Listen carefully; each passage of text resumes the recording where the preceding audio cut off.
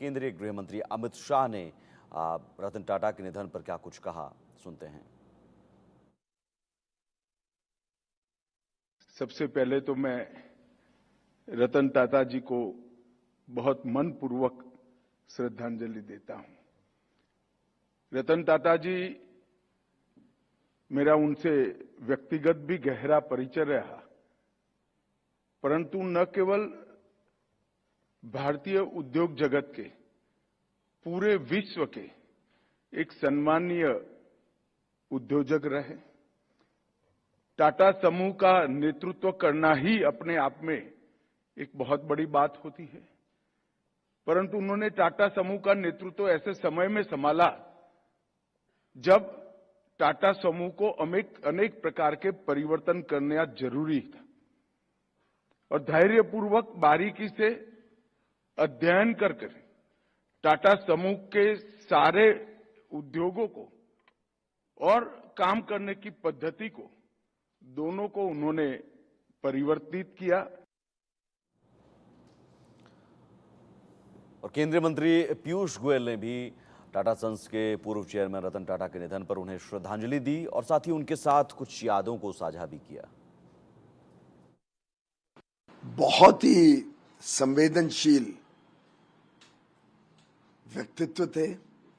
जीवन भर उन्होंने टाटा ग्रुप को तो बड़ा बनाया ही, टाटा ग्रुप को अंतर्राष्ट्रीय पटल पर एक अलग ही पहचान बनाई, भारत की पहचान बनाई, विश्व में अपने ग्रुप को विश्व भर में बढ़ाकर। लेकिन साथ ही साथ उनके जो दानवीर चरित्र था, हर प्रकार से, हर किस्म से, हर अच्छे काम के लिए वो तत्पर रहते थे। कभी ऐसा कोई व्यक्ति नहीं होगा जिसने कोई उनसे अच्छे काम के लिए मदद मांगी हो और उन्होंने ना किया हो। और समाजवादी पार्टी के मुखिया और सांसद अखिलेश यादव ने भी रतन टाटा के निधन पर श्रद्धांजलि दी। क्या कुछ कहा, सुनते हैं। जहां हम लोग आज नेताजी को याद कर रहे हैं, वहीं दूसरी दुखद खबर भी मिली है कि देश के बड़े कारोबारी उद्योगपति रतन टाटा जी भी हमारे बीच नहीं रहे हैं।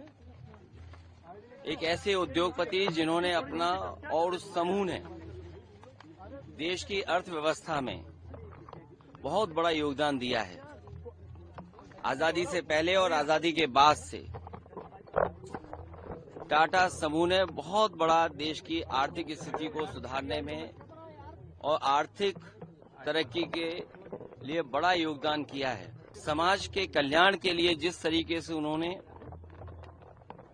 लाभ का पैसा लगाया है और लोगों का, आम लोगों का कल्याण कैसे हो, उस दिशा में एक उदाहरण पेश किया। ऐसे उद्योगपति को भी हम लोग याद करते हैं, रतन टाटा जी को। और दिल्ली सरकार के मंत्री और आम आदमी पार्टी के नेता सौरभ भारद्वाज ने भी श्रद्धांजलि दी रतन टाटा को। क्या कुछ कहा, सुनते हैं। रतन टाटा एक ऐसा नाम थे जिनके व्यापारिक साम्राज्य के ऊपर, उनके इंडस्ट्रियलिस्ट होने पे लोगों को के मन में उनके लिए इज्जत हुआ करती थी, और ऐसे आदमी का गुजर जाना जो है सब लोगों के लिए बहुत दुख की बात है।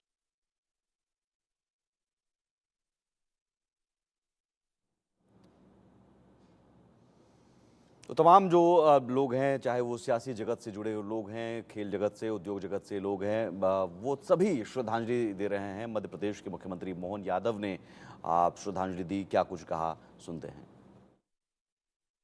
महान उद्योगपति, राष्ट्र सेवा और मानवता के लिए सदैव संवेदनशील और समर्पित व्यक्तित्व के धनी श्रीमान रतन टाटा अब हमारे बीच नहीं रहे।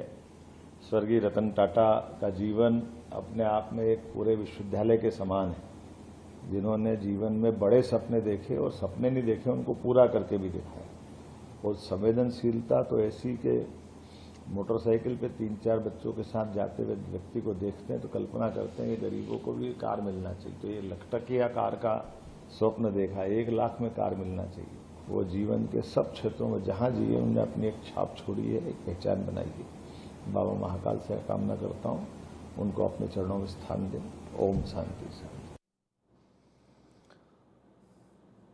तो इस वक्त जो तमाम लोग हैं वो आप तस्वीरों में देख रहे हैं, अंतिम दर्शन के लिए पहुंचे हैं। पार्थिव शरीर रखा हुआ है। शाम 4 बजे तक का वक्त निर्धारित है जब लोग, आम लोग हों, खास लोग हों, सभी पहुंच रहे हैं अंतिम विदाई देने के लिए नम आंखों से। आरबीआई गवर्नर शक्तिकांत दास भी पहुंचे और अंतिम विदाई दी, श्रद्धांजलि दी। और इस मौके पर क्या कुछ कहा, सुनते हैं। देखिए, मैं यहाँ आया था अपने लास्ट रिस्पेक्ट्स पे करने के लिए। आई वॉज हियर टू पे माई respects to the departed soul. There are two things which stand out about Sri Ratan Tata. The first is that he was a true visionary, a great visionary. The second thing was that he was a strong believer in ethics in corporate governance. May his soul rest in peace. Thank you. तो देश ने खो दिया अपना अनमोल रत्न। भारत रत्न देने की मांग हो रही है, लेकिन भारत रत्न तो मिलना ही चाहिए। लेकिन उससे पहले ही भारत के रत्न रहे रतन टाटा।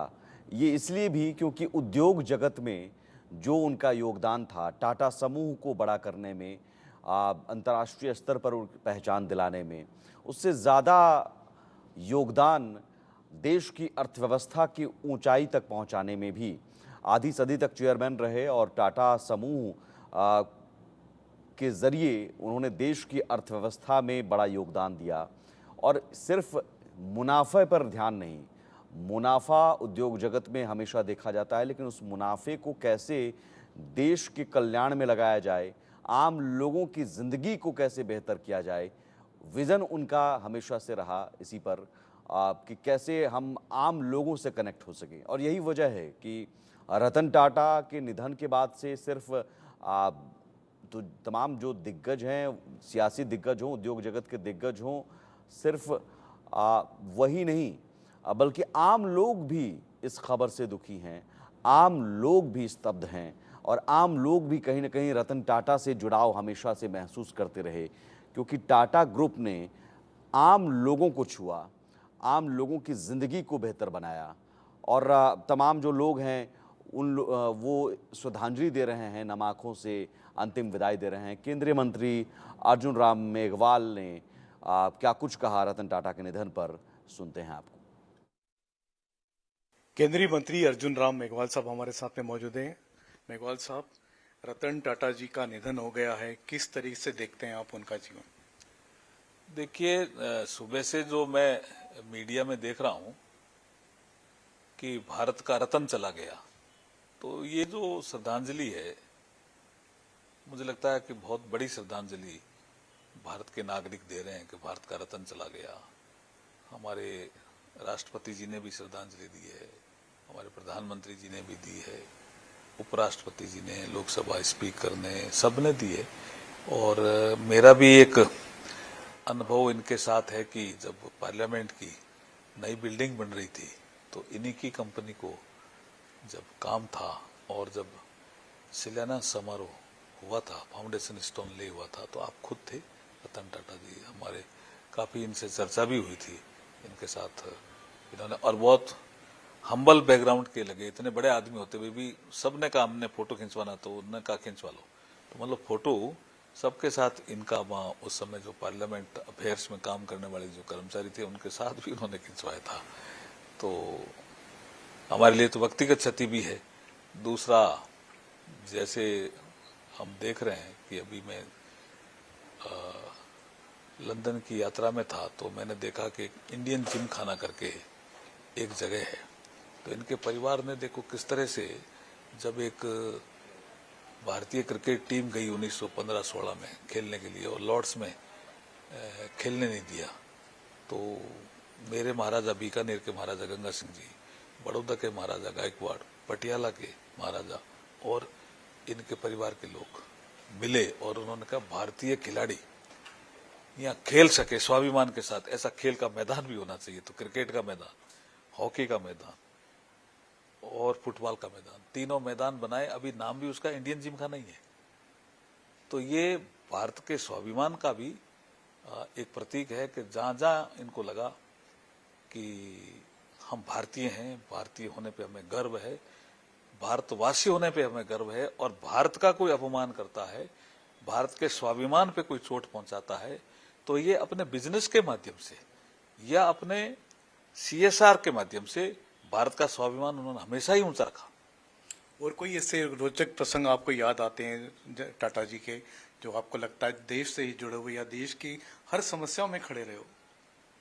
देखिए, अब आप मैं हैवी इंडस्ट्री में था तब ये फोर्ड वाला जिक्र हमें रोज ही आता था, क्योंकि हम इलेक्ट्रिक व्हीकल को लेकर के और कुछ चीजें करते रहते थे, तो ये इनकी कंपनी भी जुड़ी रहती थी। तब फोर्ड वाला इशू सबको पता है, आपके मीडिया में कितना आ रहा है, कैसे इन्होंने हैंडल किया, भारत का स्वाभिमान नहीं गिरने दिया कहीं भी। इनका अपमान भी हुआ तो उन्होंने सहन किया, और जब फोर्ड संकट में आया तो फोर्ड को जो उन्होंने मदद की, तो फोर्ड के चेयरमैन ने इनकी तारीफ की कि ऐसे भारतीय भी होते हैं, तो वाकई ये तो रत्न थे।